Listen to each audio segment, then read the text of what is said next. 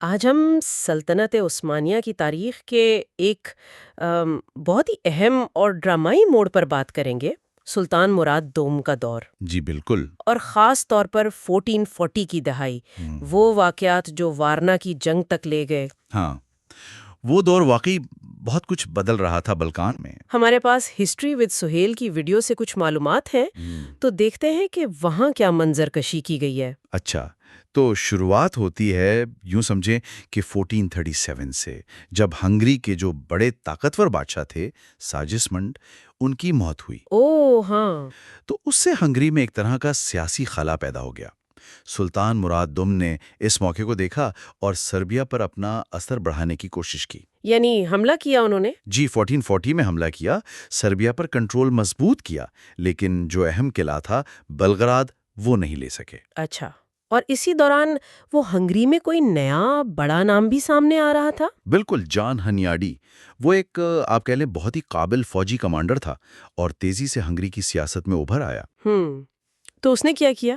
اس نے عثمانیوں کو شکستیں دی۔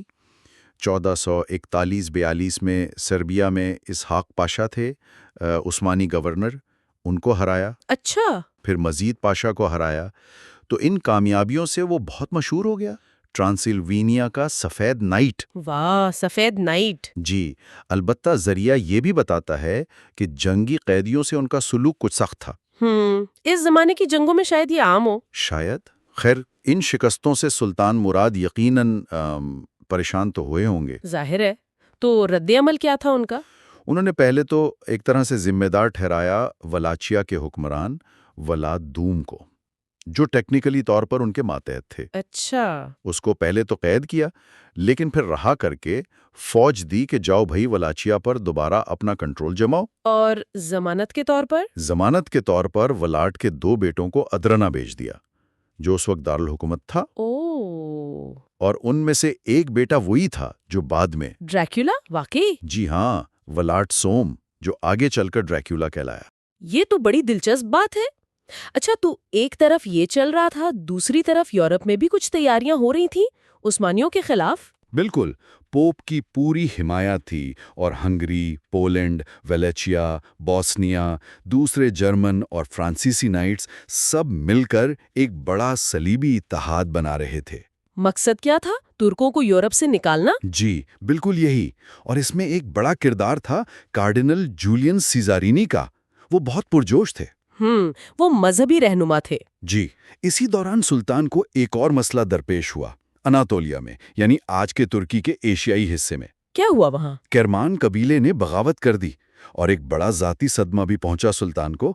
ان کے بیٹے شہزادہ علاؤالدین کی ایک حادثے میں موت ہو گئی۔ اوہو، تو سلطان تو کئی محاذوں پر گھرے ہوئے تھے۔ بالکل، اور جیسے یہ کافی نہ ہو، البانیا میں اسکندر بیگ نے بھی۔ اسکندر بیگ یہ کون تھے؟ یہ البانیا کا شہزادہ تھا جارج کیسٹریوٹی، جسے سلطان مراد نے خود پالا تھا، بڑا کیا تھا، اسکندر بیگ کا لقب بھی دیا تھا۔ اچھا، تو اس نے کیا کیا؟ اس نے دیکھا کہ صلیبی حملے ہو رہے ہیں، عثمانی فوج مصروف ہے، تو اس نے موقع غنیمت جانا اور 1443 میں البانیا میں بغاوت کر کے اپنا کنٹرول قائم کر لیا۔ یعنی ہر طرف سے مشکلات۔ جی، صلیبی فوج آگے بڑھ رہی تھی، لیکن سلطان مراد نے ایک حکمت عملی اپنائی۔ صوفیہ کے قریب زمین جلا دی تاکہ دشمن کو رسد نہ ملے، اور پہاڑی دروں میں لڑائی کی، زلاتیستا کی جنگ۔ اس سے کچھ فرق پڑا؟ صلیبیوں کو پیچھے تو ہٹنا پڑا، لیکن پھر بھی ہنیاڈی نے پیچھے ہٹتی ہوئی عثمانی فوج کو کنویکا میں ایک اور شکست دے دی۔ تو لڑائیاں چلتی رہیں، پھر وہ معاہدہ کیسے ہوا، سیزے دین والا؟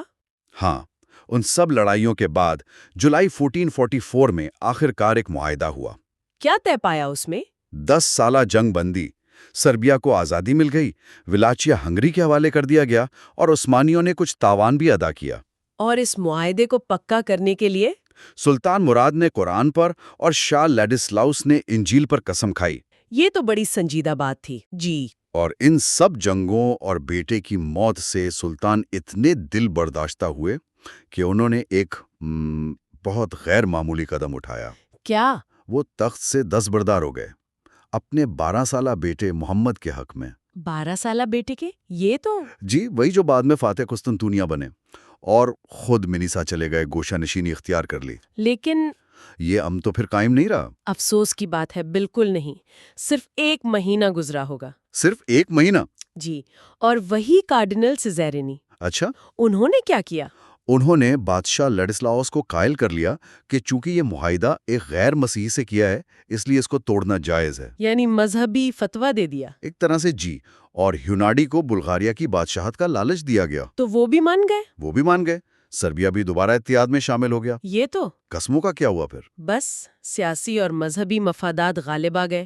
ستمبر 1444 میں صلیبی فوج نے معاہدہ توڑ کر دوبارہ حملہ کر دیا۔ اور پھر؟ کئی عثمانی قلعوں پر قبضہ کیا اور وہاں جو ترک محافظ تھے ان کا قتل عام کیا۔ او خدایا! اس صورتحال میں نوجوان سلطان محمد اور وزیر خلیل پاشا نے فوراً سلطان مراد کو پیغام بھیجا کہ واپس آئیں۔ تو وہ آ گئے اپنی گوشانشینی چھوڑ کر؟ بالکل، فوراً واپس آئے، اور پھر انہیں اپنی فوج اناتولیا سے یورپ لانی تھی۔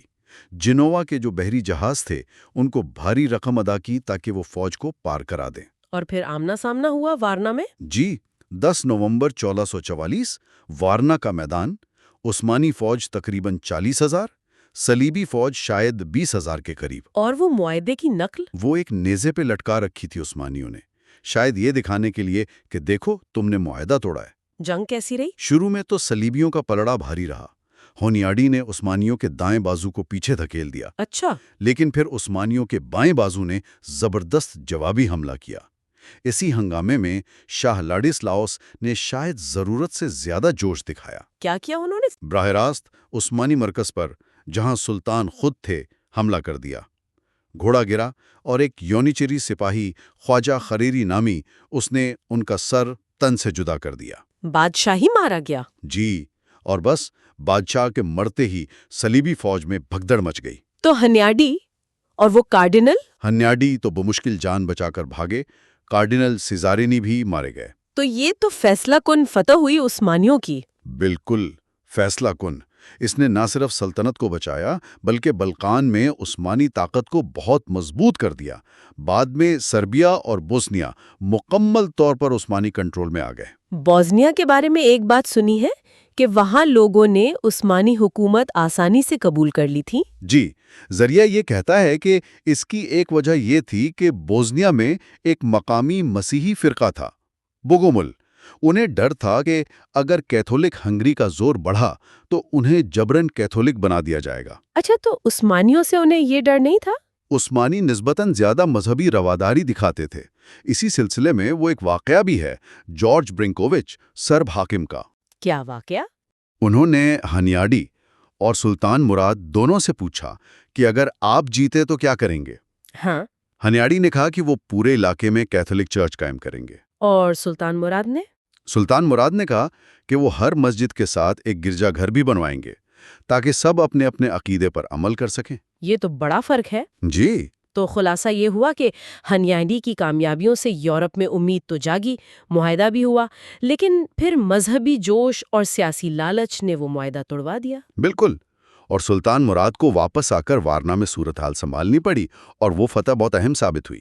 یہ واقعی ہمیں سوچنے پر مجبور کرتا ہے کہ تاریخ میں معاہدوں کی کیا اہمیت ہوتی ہے اور کیسے مذہبی رہنماؤں کا کردار کبھی کبھی غیر متوقع نتائج لا سکتا ہے۔ جی، اور یہ بھی کہ طاقت کے ساتھ رواداری کا کیا تعلق بنتا ہے یا نہیں بنتا۔